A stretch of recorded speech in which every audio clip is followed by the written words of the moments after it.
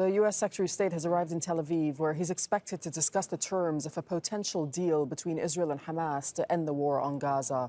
Antony Blinken says that he wants to broker an extended pause to the war in Gaza. He's on his latest visit to the Middle East, where he's been meeting with leaders across the region. Blinken has also held talks in Qatar's capital, Doha, and the Qatari foreign minister says that he's optimistic that an agreement is within reach. Hashim Al-Bara reports. It's been a week that Hamas received a proposal Qatar, the key mediator, hopes could lead to a new deal that may end the war in Gaza, free Israeli captives and allow more aid into the Strip. Qatar's Prime Minister and Minister of Foreign Affairs is confident an agreement is within reach. We have received a reply from Hamas on the general framework of the agreement regarding the captives. The reply includes some comments, but in general it is positive. However, given the sensitivity of the issue, we will not go into details. We are optimistic and we have delivered the response to the Israeli party. Nice to see you. U.S. Secretary of State Antony Blinken remains cautious. He will have to convince the Israelis to accept Hamas's terms. But the U.S. official refrained from talking about a ceasefire, referring instead to a pause. We're also determined to use any pause to continue to pave a diplomatic path forward to a just and lasting peace and security for the region. That is the best way to ensure that October 7th and the tragic loss of life by Israelis and Palestinians is not repeated. Hamas, which controls Gaza, says it has responded positively to the negotiators, Qatar and Egypt, but insists the deal must result in a permanent ceasefire. The proposal for a possible agreement was presented to the leader of Hamas's political bureau, Ismail Haniyeh, in Doha. But it's the group's leader in Gaza, Yahya Sinwar, along with Al-Qassam Brigade's commander, Mohammed Daif, who have the ultimate say over any possible deal. By pushing for an agreement on Gaza, the US officials are keeping their eyes on the broader goal, convincing Saudi Arabia, the most powerful country in the region, to establish ties with Israel. The Crown Prince reiterated Saudi Arabia's strong interest in pursuing that, but he also made clear what he had said to me before, which is that in order to do that, two things are required. An end to the conflict in Gaza and a clear, credible, time-bound path to the establishment of a Palestinian state. But many remain skeptical. They accuse the US of siding with Israel. Iran and its allies warn if the war in Gaza continues, the Middle East risks being marred by instability. Hashim Al-Bara, Al Jazeera. All right, let's bring in Rory, Challands, joining us from occupied East Jerusalem to tell us what the next few hours will look like for Secretary of State Antony Blinken. Well, he's got a lot of diplomacy ahead of him. First of all, he's going to be meeting with Benjamin Netanyahu. Then he's going to be meeting with the Israeli military chief of staff, Herzi Halevi. Then he's going to be meeting with the defense minister, Yoav Gallant.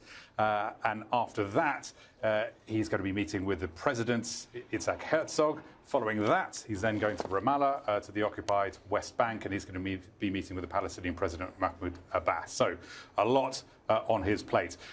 What he will be discussing along the way is the Paris Agreement, this deal, and more specifically, what Hamas's response to that deal has been.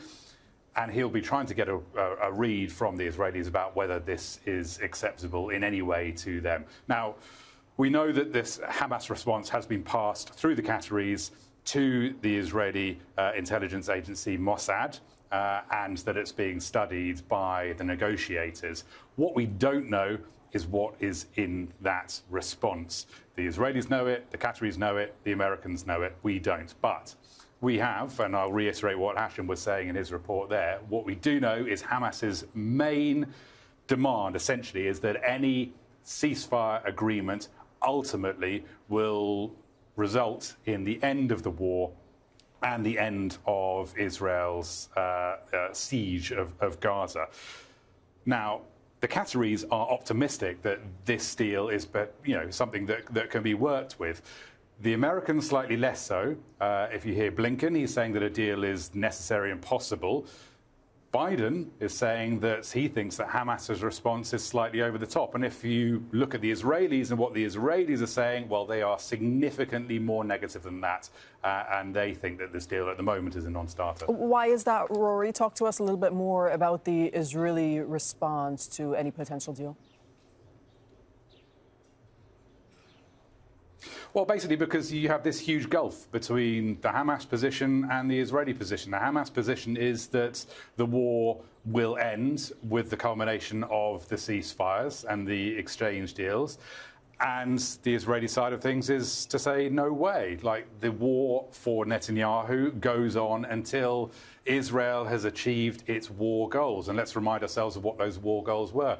The eradication of Hamas as a military threat to Israel, basically to kick Hamas out of Gaza or to degrade them so much so that they cannot ever result in a threat ever again. So, you can see that there is huge gap between those two positions. And Netanyahu and his government, his coalition government, are pretty unified on that. The Israeli military is pretty unified on this. So politically and militarily in Israel, you have, although there are many differences about many, many different things, you certainly do have agreement that the war will not finish with these ceasefires. So that's where we are, and that's where the Americans are going to try and bring two sides together and get them to some kind of agreement that they think is going to reorder the Middle East and give, say, the Saudi-Israeli normalization deal a chance of getting back on track again. As we heard in Hasham's package there, his report, the Saudis are saying, well, this is contingent on a two-state solution. It's contingent on a Palestinian state. And again, that is something that Benjamin Netanyahu, for most of his political career, has been actively trying to prevent happening. All right, thank you. Rory Challands reporting from occupied East Jerusalem. We'll now cross over to West Jerusalem and speak to Menachem Klein, who's a professor of political science at Bar-Ilan University. Welcome to Al Jazeera. Thanks for your time. So, as Blinken now has arrived in Tel Aviv, what will you be looking out for as he takes up this issue of a potential deal with the Israelis? Good morning. It depends on how far assertive Blinken will be and which kind of stick he will use on Netanyahu. Definitely, there is a huge gap between the Biden administration and the Israeli government. Netanyahu is unwilling to end the war, and is far from being on the same page with Biden administration regarding the establishment of a Palestinian state. And also there are thoughts in the Israeli administration to expand the war northwise against Hezbollah sometime in the spring. So all these issues are combined all together. Right. And Netanyahu, yes. Yeah, so look, I mean, you said it depends which stick Blinken is willing to use. Is he willing to use any sort of leverage at this point? Or, I mean, talk us through the options on the table for the U.S. administration on how to deal with Netanyahu and his coalition government today, as the war stands today, regarding the war on Gaza. The Biden administration can express publicly, not through Thomas Friedman, its stance and blame Netanyahu for sabotaging and the American effort to help Israel. He can make it.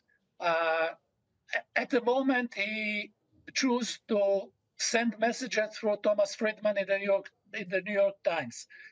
Biden Biden's interest is not to lose the elections against Trump. At the moment, it seems that he's about to lose. So his interest is to actually to use the stick and to beat Netanyahu. Netanyahu's interest is to play on time, to mislead Biden, to promise something and then regret, to go for a partial deal and wait for Trump win the elections. Netanyahu does not want to dissolve the government. Netanyahu does not want to make a deal, a prisoners exchange that will force the radical right-wing parties to leave the coalition and then impose on Netanyahu early elections in which it seems from public opinion polls that he's going to lose. Right, so what you're saying is Netanyahu, it's very possible then Netanyahu stalls simply for his own political survival. Definitely, and it seems that the American administration prefers to see somebody else in the Prime Minister office in Jerusalem.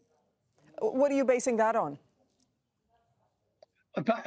It seems to me that this is the American preference through the messages coming out from the White House through Thomas Friedman and the talk of the White House about a two-state solution and the Saudis normalizing its relation with Israel depends on the establishment of a Palestinian state or a clear commitment of the Israeli government to this goal of a Palestinian state.